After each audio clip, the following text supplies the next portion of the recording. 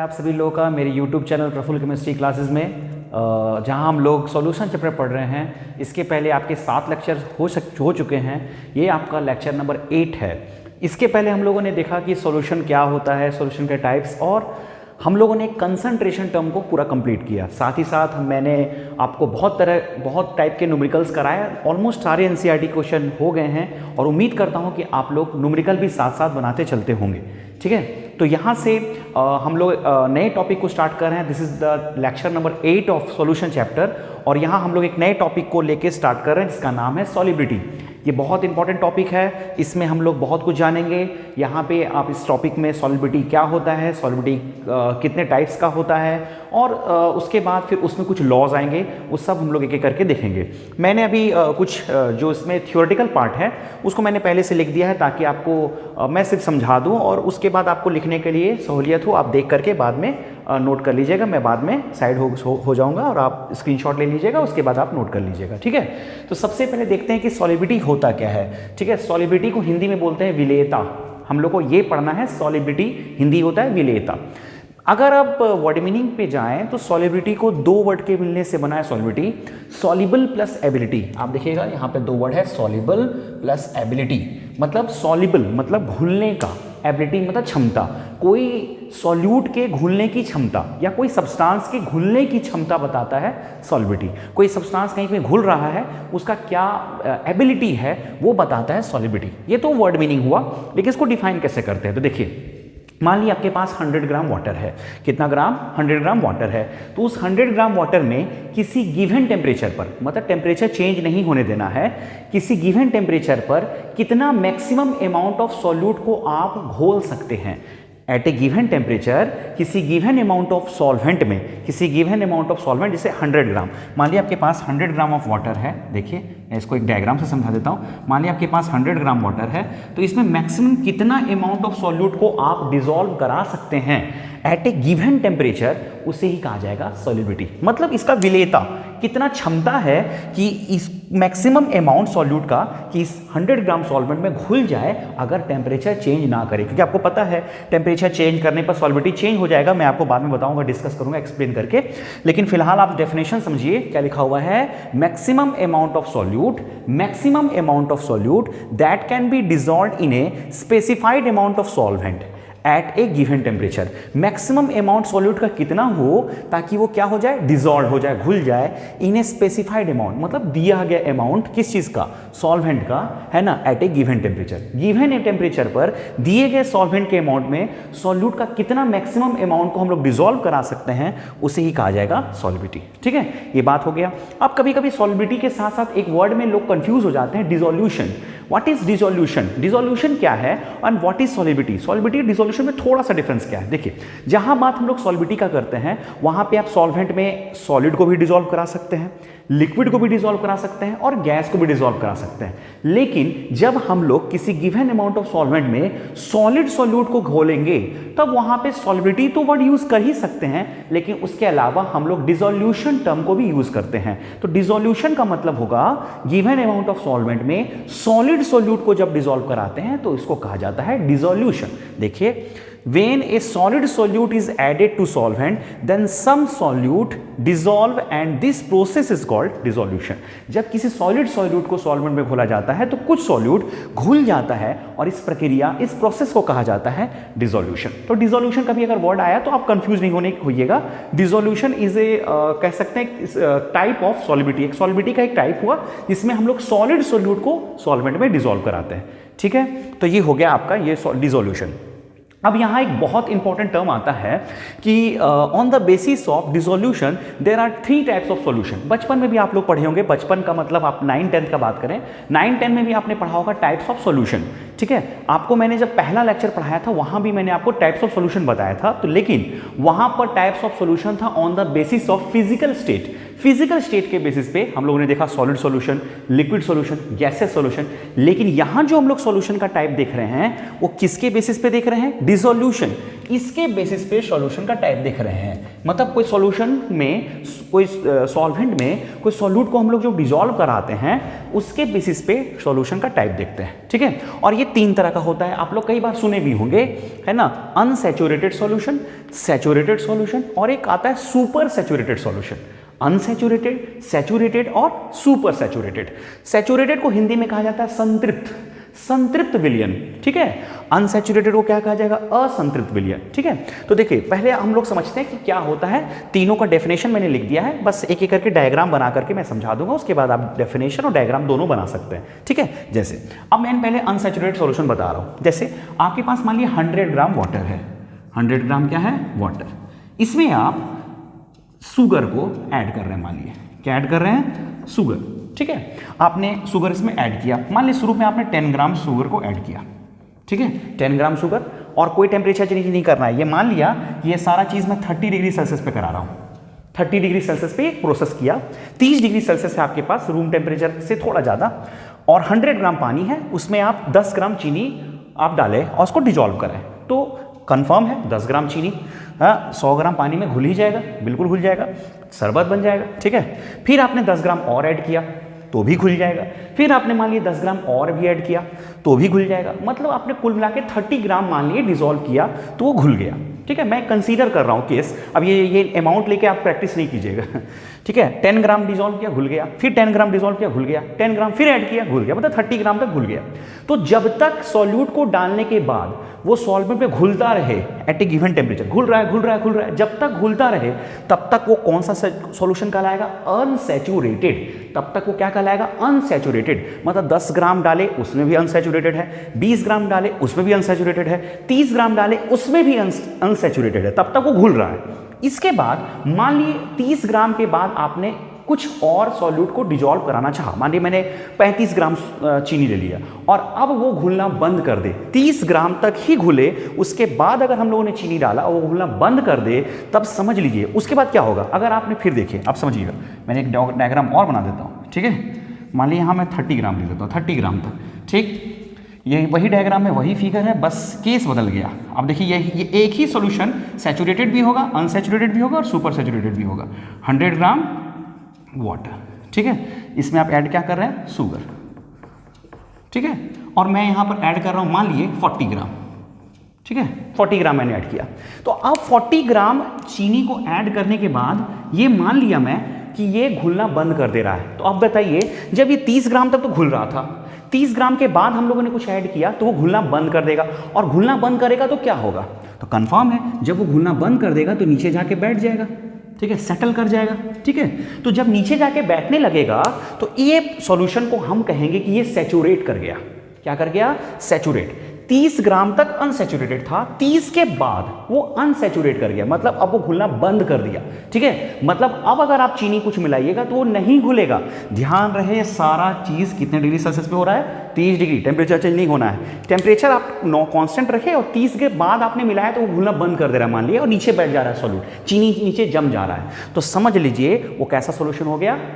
Saturated solution. इसका definition देखिए क्या है, इसका मैंने पहले बता देता हूं क्या। देखिए डेफिनेशन साफ साफ देखिए, the solution which can dissolve further amount of solute at a particular temperature. Further मतलब उसके आगे, मतलब वैसा सॉल्यूशन जिसके आगे और सॉल्यूट को ऐड कर सकते हैं, जिसमें हम आगे और सॉल्यूट को घोल सकते हैं, वैसा सॉल्यूशन जिसमें हम और आगे सॉल्यूट को घोल सकते हैं, मतलब घोलते रहेंगे, घोलते जाएंगे, और आगे सॉल्यूट को घोल सकते हैं, तो वो कहलाएगा अनसैचुरेटेड, ठीक है। और यहां क्या है? The solution which can not dissolve further amount of solute, जिसमें हम और आगे सॉल्यूट को नहीं घोल सकते हैं। मतलब 30 ग्राम के बाद बोल दिया मेरा हो गया भाई लेवल, अब मत घोलिएगा, ठीक है। ये बोल रहा है कि अब मत घोलिएगा, घोलिएगा नीचे बैठ जाएंगे, नीचे घुसा के बैठ जाएंगे, तो ये नीचे घुसा करके बैठ गया, ठीक है। अब ये घुलने वाला नहीं है, बोलेगा हम मानेंगे नहीं, अब हम बैठ जाएंगे, ठीक है, रूठ गया ये, ठीक। तो समझ लीजिए वो कौन सा सॉल्यूशन होगा? सैचुरेटेड, ठीक है। यहां तक तो समझ में आ गया होगा, ठीक।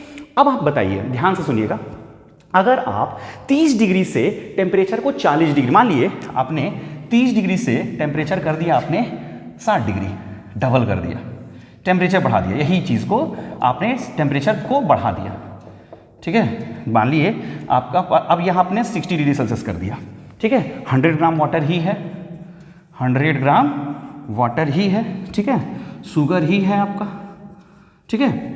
ठीक, आपने 30 डिग्री की जगह 60 डिग्री कर दिया। अब बताइए क्या होगा। तो अब आप बोलिएगा कि जो आपका 40 ग्राम सॉल्यूट शुगर था, है ना, जो नीचे बैठ गया था, वो अब घुलना चालू कर देगा, मतलब अब वो डिसॉल्व कर जाएगा। आपको पता है टेम्परेचर बढ़ा देंगे तो पानी जो है इस शुगर मॉलिक्यूल को अपने में डिसॉल्व कराना शुरू कर देगा। यानी कि आपने 40 ग्राम 30 डिग्री सेल्सियस पे तो नहीं घुल रहा था, लेकिन टेम्परेचर जैसे बढ़ाया, ठीक है, अब ये 40 ग्राम जो है शुगर जो है पानी में घुल जाएगा, ठीक है। मतलब टेम्परेचर इंक्रीज करने के बाद ये 40 ग्राम जो पहले नहीं घुल रहा था, अब वो 40 ग्राम पानी चीनी में 40 ग्राम चीनी जो है पानी में घुल जाएगा, ठीक है। क्लियर? इसका मतलब ये अपना टेंडेंसी रखता था 30 ग्राम तक घुलने का, ठीक है। 30 ग्राम से पहले ये अनसैचुरेटेड था, 30 पर ये सैचुरेट कर गया। अब आपने जब 40 मिलाया तो घुल तो नहीं रहा था, लेकिन 40 के बाद आपने अगर टेम्परेचर बढ़ा दिया तो ये डिसॉल्व करने लगा। मतलब अपना क्षमता से ये ज़्यादा चीनी को घोल पाया, अपना क्षमता से ज़्यादा चीनी को घोल पाया ना। तो अब ऐसे सॉल्यूशन को कहा जाएगा सुपर सैचुरेटेड सॉल्यूशन, जिसका इतना क्षमता नहीं था, आपने गर्म करा करके इसका क्षमता बढ़ाया और उसको और चीनी को घुलने पे मजबूर कर दिया, और चीनी इसमें घुलना शुरू हो गया। अपनी क्षमता से ज़्यादा टेम्परेचर, अपनी क्षमता से ज़्यादा चीनी को अपने अंदर घोल पाया ये, ठीक है।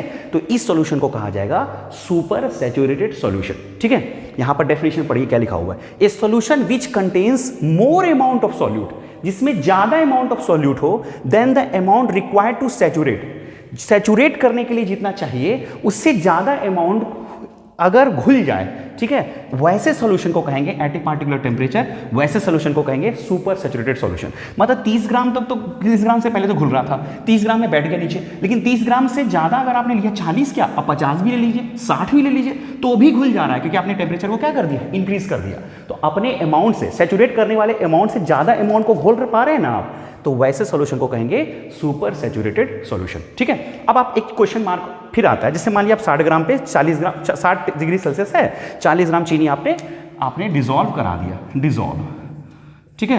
अब आप बताइए अगर इसे आप ठंडा कर दीजिएगा वापस 60 डिग्री से, अगर आप 30 डिग्री पर लेके आइएगा तो क्या होगा। तो अगर आप वापस 60 डिग्री से 30 डिग्री पर लेके आइएगा तो जो चीनी घुल गया था वो क्रिस्टल बनाना शुरू कर देगा, मतलब वो जम जाएगा, क्रिस्टल बनाना शुरू कर देगा। अगर चीनी घुल जाएगा, अगर इसे ठंडा कर दीजिएगा तो जो चीनी घुल गया था वो वापस क्या होगा, क्रिस्टल, वो सॉलिडिफाइड हो जाएगा, क्रिस्टल बनाना शुरू कर देगा।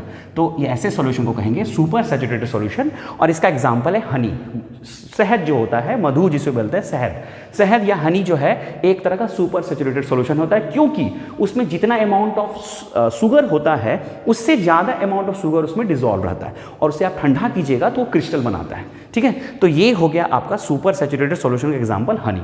तो मैंने तीनों आपको समझा दिया, फिर से मैं एक बार रिकैप कर रहा हूँ। अनसैचुरेटेड, जिसमें आप फर्दर अमाउंट ऑफ सॉल्यूट को घोलते जा रहे हैं गिवन टेम्परेचर पर। सैचुरेटेड का मतलब आपने एक किसी खास टेम्परेचर पर आपने सॉल्यूट डाला, घुलना बंद कर दे, नीचे बैठ जाए, वैसे सॉल्यूशन को बोलेंगे सुपर सैचुरेटेड सॉल्यूशन। और अगर आपने टेम्परेचर बढ़ा दिया, उसे सैचुरेटेड सॉल्यूशन कहेंगे। अगर आपने टेम्परेचर बढ़ा दिया तो सैचुरेटेड सॉल्यूशन बन जाएगा सुपर सैचुरेटेड, क्योंकि वो ज़्यादा अमाउंट ऑफ सॉल्यूट को आप अपने अंदर घोल सकता है, ठीक है। और वापस उसे ठंडा करेंगे तो क्या होगा, वो क्रिस्टल बना देगा। तो वैसे सॉल्यूशन को कहेंगे सुपर सैचुरेटेड सॉल्यूशन। इसे आप नोट डाउन कर लीजिएगा। अब हम लोग देखेंगे टाइप्स ऑफ सॉल्युबिलिटी कितने प्रकार के होते हैं, ठीक है, और कौन कौन से सॉल्युबिलिटी आपको पढ़ना भी है। तो देखिए सॉल्युबिलिटी आपको 3 टाइप का मिलेगा, और इस चैप्टर में आपको एनसीईआरटी में भी 3 तरह के सॉल्युबिलिटी को एक्सप्लेन किया गया है। पहला है solubility of solid in liquid, मतलब किसी सॉलिड को लिक्विड में घोलना, जैसे चीनी को पानी में घोलते हैं, पहला सॉल्युबिलिटी। दूसरा है solubility of liquid in liquid, जैसे आप अल्कोहल को पानी में घोल रहे हैं, उसे होगा solubility of liquid in liquid. और तीसरा सॉल्युबिलिटी आपको पढ़ना है solubility of gas in liquid, किसी गैस को आप सॉलिड में लिक्विड में घोल रहे हैं। मतलब पहला में आप सॉलिड को लिक्विड में घोलेंगे, दूसरा में आप लिक्विड को लिक्विड में घोलेंगे, और तीसरा में आप गैस को लिक्विड में घोलेंगे। 3 तरह का सॉल्युबिलिटी आपको पढ़ना है, ठीक है। तो इसमें पढ़ना क्या क्या है, मेन आपको ये पढ़ना है कि अगर आप किसी सॉलिड को या लिक्विड को या गैस को लिक्विड में में घोलते हैं तो वो सॉल्विटी किन किन बातों पर डिपेंड करता है, किन किन बातों पर निर्भर करता है, ये आपको पढ़ना है। और इससे कभी कभी कंसेप्चुअल क्वेश्चन बन जाते हैं, बहुत इंपॉर्टेंट नहीं है लेकिन कभी कभी कंसेप्चुअल क्वेश्चन आपको इसमें जरूरत पड़ जाते हैं, इसलिए ध्यान से देखिएगा क्या होता है। तो सबसे पहले हम लोग पढ़ रहे हैं solubility of solid in liquid, किसी सॉलिड को लिक्विड में घोलने का तरीका जान रहे हैं। किसी सॉलिड को लिक्विड में जब घोलते हैं तो वो किन किन बातों पर निर्भर करता है। इसका एग्जांपल तो आप लोग जानते हैं, चीनी को पानी में घोलना, सोडियम क्लोराइड को पानी में घोलना, या फिर कई तरह के सॉल्ट्स को पानी में घोलना, ये इसके एग्जांपल्स हो गए। अब ये किन किन बातों पर निर्भर करते हैं, तो देखिए फैक्टर्स अफेक्टिंग सॉल्विटी, है ना, सॉल्विटी को प्रभावित करने वाले कारक। तो पहला है nature of solute and solvent, यानी कि सॉल्यूट और सॉल्वेंट की प्रकृति, मतलब नेचर, सॉल्यूट सॉल्वेंट का नेचर, इस पे डिपेंड कैसे करता है सॉल्विटी, वो हम लोग देखते हैं। ठीक है, तो इसमें आप देख रहे होंगे यहाँ पर मैंने थोड़ा सा समरी, थोड़ा सा जीस्ट में, थोड़ा हल्के समरी टाइप, मैंने पूरा ज़्यादा एक्सप्लेन नहीं किया है, आपको कम शब्दों में ज़्यादा बात कहने की कोशिश की गई है। इसमें यहाँ पर आप लोग देख रहे होंगे nature of solute and solvent में यहाँ मैंने क्या स्टेटमेंट लिखा है कि polar solute dissolves in polar solvent and non polar solute dissolves in non polar solvent. ठीक है, ये आप लोग, ऐसा हो सकता है आप लोगों ने पहले पढ़ा होगा। ठीक है, देखिए एग्जांपल है आपके पास सोडियम क्लोराइड, ये आपका आयनिक कंपाउंड है। क्या कंपाउंड है? आयनिक। ठीक है, पोलर भी कह सकते हैं आप इसे, पोलर के साथ साथ ये आयनिक भी है। ठीक है, क्योंकि ये Na+ और Cl- आयन में टूट जाता है, ये हो गया आपका पोलर सॉल्यूट या फिर आयनिक कंपाउंड भी कह सकते हैं। ये आपका पानी में घुल जाता है, ये तो आप लोग सभी जानते हैं। सोडियम क्लोराइड पानी में घुलता है कि नहीं? बिल्कुल घुलता है, सोडियम क्लोराइड आपका पानी में घुल जाता है। ठीक है, उसी तरह से आपका एक कंपाउंड है नेफ्थलीन। ठीक है, और वो जो है आपका नेफ्थलीन बेंजीन में घुल जाता है, सॉल्वेंट। बेंजीन भी एक सॉल्वेंट है पानी की तरह, ये आपका वाटर है और ये है आपका नेफ्थलीन और ये है आपका बेंजीन। ठीक है, एक चीज देखा गया कि सोडियम क्लोराइड यानी कि जो नमक होता है वो पानी में घुल जाता है, ये तो सभी को जानते हैं, ये किए भी होंगे घर में हम लोग। नेफ्थलीन जो है सिमिलरली बेंजीन में घुल जाता है, नेफ्थलीन जो है आपका बेंजीन में घुल जाएगा। नेफ्थलीन का फॉर्मूला क्या होता है? देखिए बेंजीन, दो बेंजीन रिंग को आपस में आप कंबाइन कर दीजिए, आप लोगों ने शायद ऑर्गेनिक में पढ़ा होगा। ठीक है, तो ये कंपाउंड आपका जो कहलाता है इसे ही कहते हैं हम लोग नेफ्थलीन, हाइड्रोकार्बन है आपका। ठीक है, और बेंजीन आपको पता होगा ये सब आपका कार्बन ही है। बेंजीन है आपका ये C6H6, ये है आपका बेंजीन। ठीक है, तो देखिए ये देखा गया कि नमक पानी में घुल गया, उसी तरह से नेफ्थलीन आपका बेंजीन में घुल जाता है, ये इसमें घुलता है और ये इसमें घुलता है। लेकिन रिवर्स इज नॉट ट्रू। कहने का मतलब सोडियम क्लोराइड को अगर आप बेंजीन में घोलने का कोशिश कीजिएगा तो वो नहीं घुलेगा।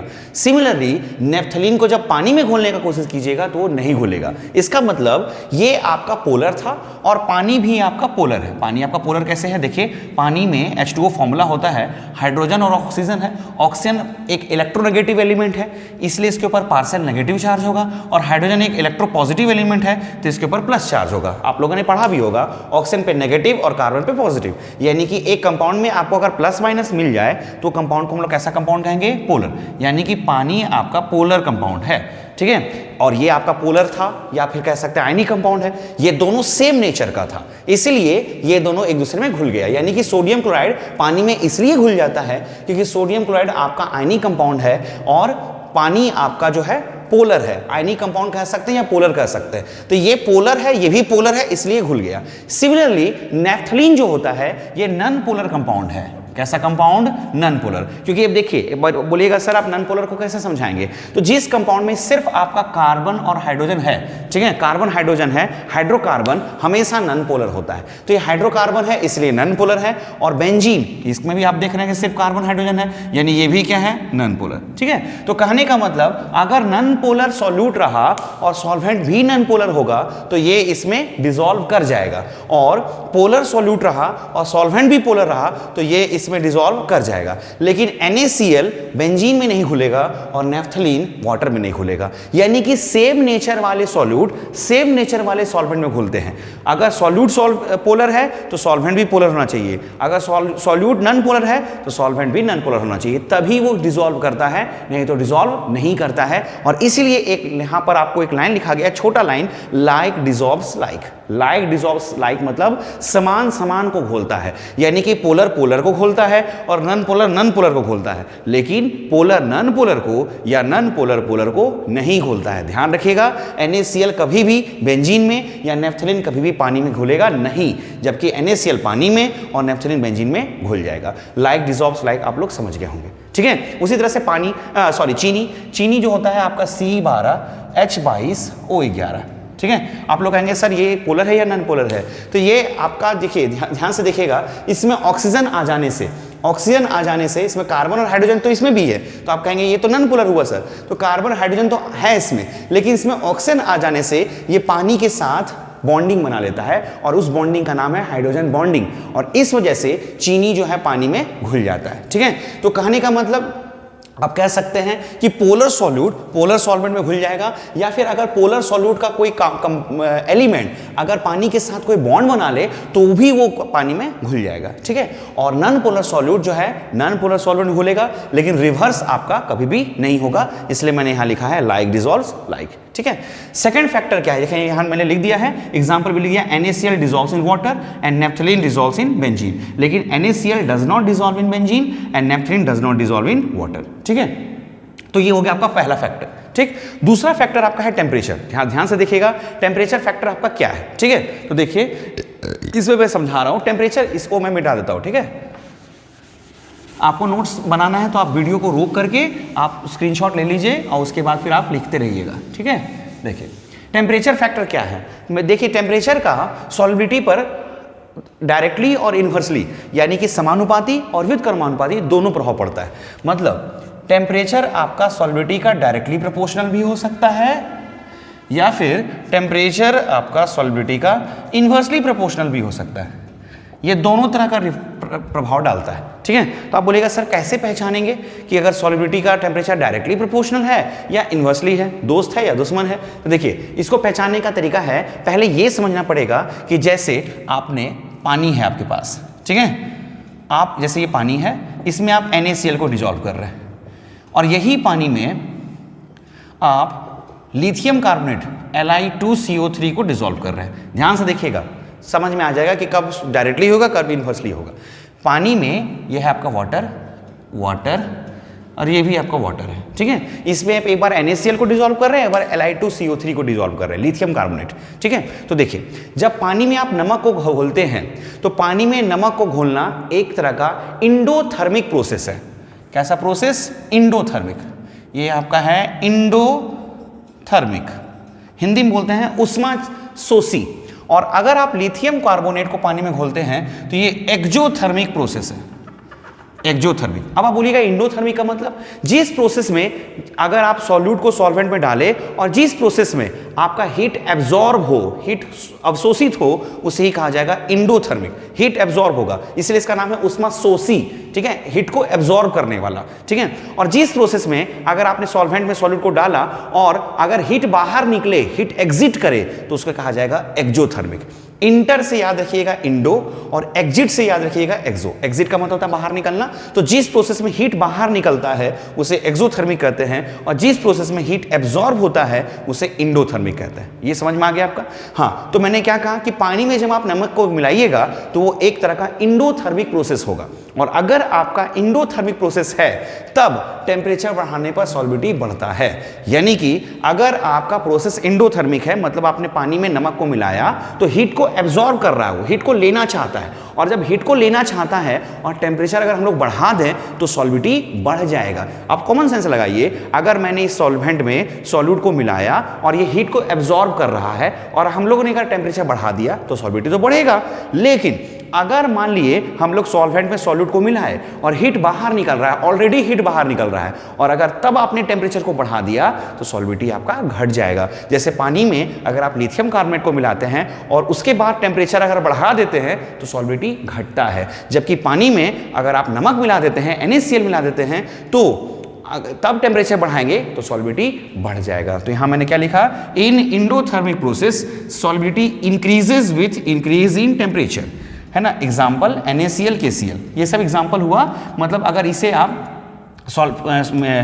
यहाँ लिख देता हूँ मैं, when NaCl KCl dissolve in water, dissolve in water, ठीक है, पूरा लिख दिया मैंने, ठीक है, एग्जाम्पल हो गया। ठीक, उसी तरह से in exothermic process solubility decreases with increase in temperature. Exothermic process में टेम्परेचर बढ़ाने पे सॉल्बिडिटी घटता है, और इसका एग्जाम्पल क्या है, Li2CO3 Na2CO3 डॉट H2O, ये सोडियम कार्बोनेट के साथ वाटर है। दूसरा एग्जाम्पल, सोडियम कार्बोनेट और वाटर का मिक्सचर, ठीक है, ये मोनोहाइड्रेट कहलाता है, पानी के साथ मिला हुआ सोडियम कार्बोनेट। इसे जब आप पानी में घोलिएगा तो सॉल्बिडिटी घट जाएगा टेम्परेचर बढ़ाने पर। यहां मैं लिख देता हूं, ETC does not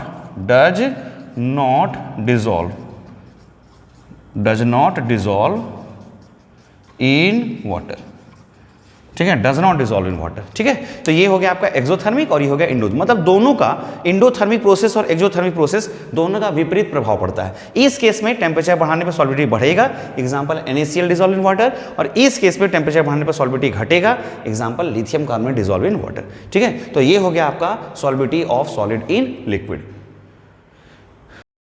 अब हम लोग देखेंगे solubility of gas in liquid. पहले हम लोगों ने देखा था solubility of solid in liquid.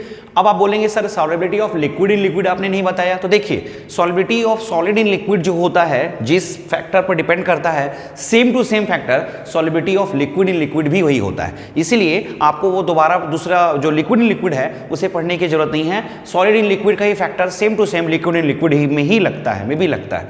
तो हम लोग अब देख रहे हैं सॉल्बिडिटी ऑफ गैस इन लिक्विड, मतलब अगर आप किसी गैस को लिक्विड में घोलते हैं तो वो किन किन बातों पर निर्भर करता है। ठीक है, तो देखिए, जब आप किसी गैस को, अब अपने मन में एक थोड़ा सा क्वेश्चन आ रहा होगा कि सर एक गैस लिक्विड में कैसे घुल सकता है। ठीक है, तो घुलता है, कई सारे कंडीशंस के साथ घुलता है, लेकिन घुलता है। और वो कैसे घुलता है ये आप लोग आगे भी देखिएगा, लेकिन फिलहाल आपको देखना है कि ये जब कोई गैस लिक्विड में डिसॉल्व करता है तो वो किन किन बातों पर निर्भर करता है। तो देखिए, सबसे पहला, जैसे आपने पढ़ा था कि सॉलिड को लिक्विड में जब घोलते हैं तो पहला फैक्टर डिपेंड करता था सॉल्यूट और सॉल्वेंट के नेचर पर। सिमिलरली जब आप किसी गैस को लिक्विड में घोलते हैं, ये भी डिपेंड करेगा आपका सॉल्यूट और सॉल्वेंट के नेचर पर। सॉल्यूट आपका क्या है, गैस, और सॉल्वेंट आपका क्या है, लिक्विड। इनके नेचर पर सॉल्बिडिटी डिपेंड करेगा। कैसे, आप देखिए, इसमें क्या है समझिएगा।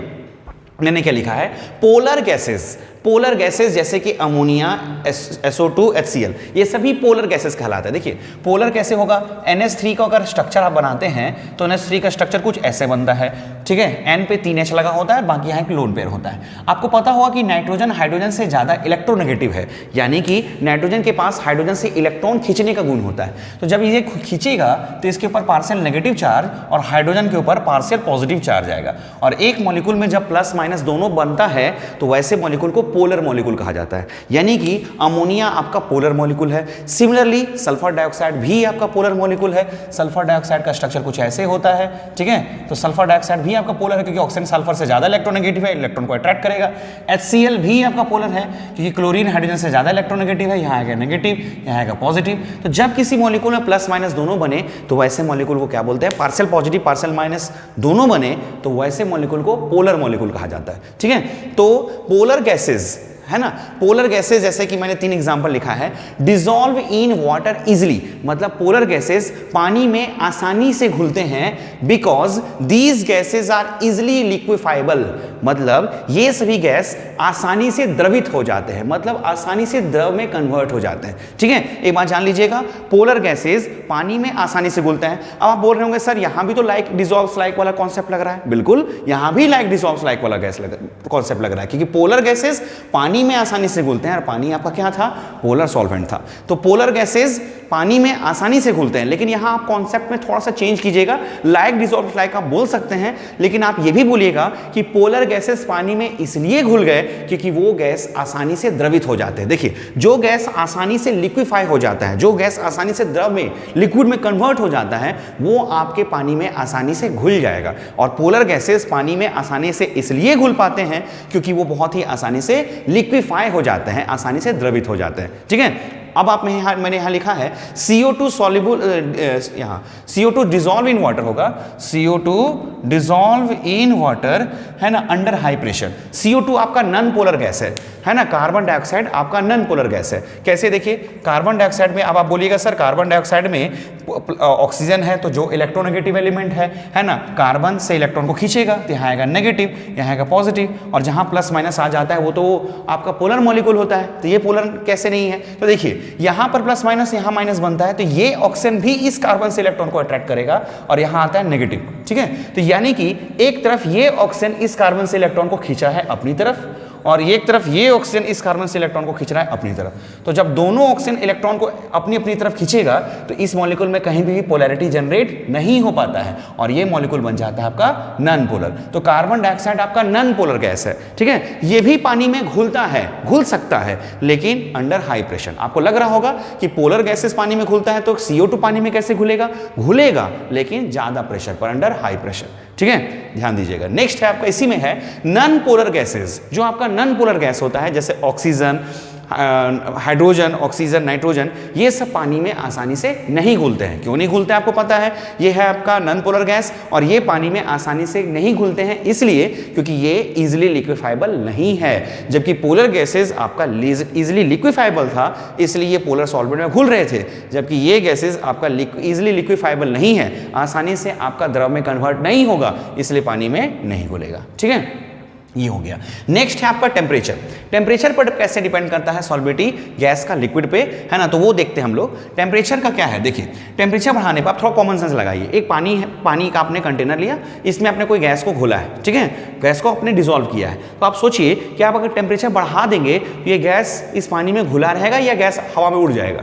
तो हवा में ये बिल्कुल उड़ेगा। यानी कि अगर आप गैस को लिक्विड में घोलते हैं, है ना, और आपने टेम्परेचर बढ़ा दिया तो वो गैस घुलेगा नहीं, वो गैस पानी से बाहर निकल जाएगा, मतलब सॉल्बिडिटी घट जाएगा।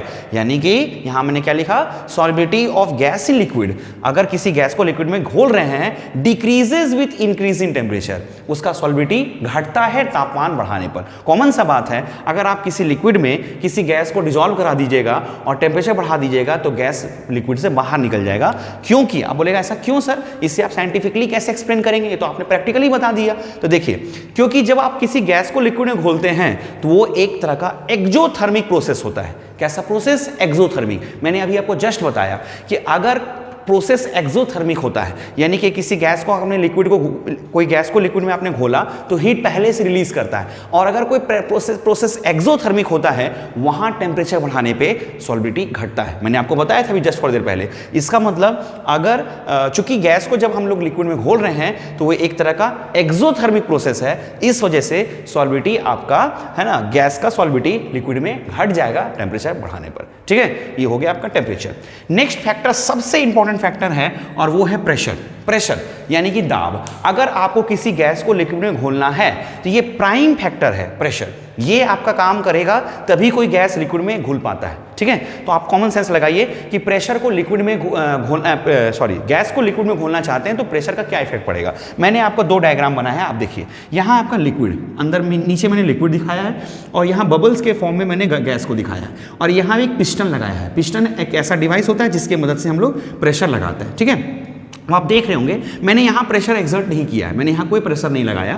तो ये गैस है, ये लिक्विड है, ये गैस इस लिक्विड में घुलेगा? नहीं घुलेगा। घुलेगा भी तो बहुत कम घुलेगा, क्योंकि गैस और लिक्विड के बीच में गैप ज़्यादा है। ठीक है, और प्रेशर आपने नहीं लगाया। लेकिन जब मैं इस पिस्टन को अंदर करता हूं, जब मैं पिस्टन को अंदर किया तो प्रेशर क्या हुआ? बढ़ा होगा, प्रेशर ज़्यादा पड़ा होगा। तो जैसे प्रेशर बढ़ेगा ये गैस पानी के ज़्यादा नज़दीक आ जाएगा, और जब नज़दीक आएगा तो इसके पास मूवमेंट के लिए ज़्यादा जगह बचेगा नहीं और ये लिक्विड में आसानी से घुल जाएगा। मतलब मैंने जैसे ही प्रेशर लगाया ये गैस इस लिक्विड में घुलना शुरू कर दिया, जबकि मैंने जब प्रेशर नहीं लगाया था ये गैस लिक्विड में आसानी से नहीं घुल पा रहा था। इसका मतलब कॉमन सा बात है, जितना ज़्यादा प्रेशर लगाइएगा गैस लिक्विड में उतना आसानी से घुलता है, और जितना कम प्रेशर लगाएंगे उतना गैस आसानी से लिक्विड में नहीं घुलेगा। प्रेशर बढ़ाने पे सॉल्बिडिटी बढ़ता है और प्रेशर घटाने पे सॉल्बिडिटी घट जाएगा। मतलब प्रेशर और सॉल्बिडिटी का डायरेक्ट रिलेशन है।